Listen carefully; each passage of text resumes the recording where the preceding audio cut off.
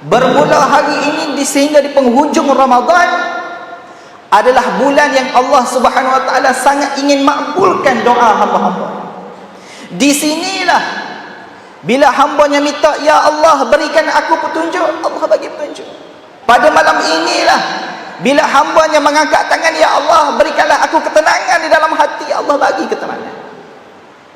Pada malam inilah bila kita minta dengan Allah, ya Allah berikanlah jalan keluar dalam segala kesulitan yang berlaku.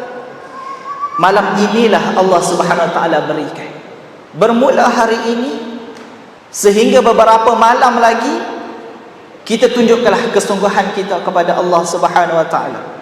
Sebagaimana bersungguhnya kita nak membentuk masa depan yang lebih baik dalam kehidupan kita.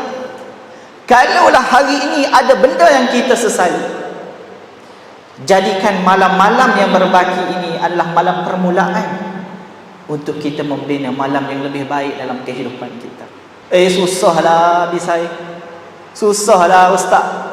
Saya tak pernah bangun qiyamul lail. Nak pergi sejid pun susah. Kalau pergi ke malu. Tuan-tuan, ada satu nasyid. Biar susah sedikit kerana Tuhan, untuk menghindar kesusahan yang besar yang tidak sanggup ditanggung badan. Ambillah iktibar kalau mahu sedar. Biarlah tuan-tuan puan susah sikit kerana Tuhan, sebab ada Allah nak bagi benda yang lebih besar, di mana pada bulan ini sungguh-sungguh Allah nak berikan. Bahkan pahala puasa kita bukan malaikat yang menulis, Allah nak berikan sendiri. Allah nak tunjukkan, inilah kasih sayangku kepada hamba-hamba.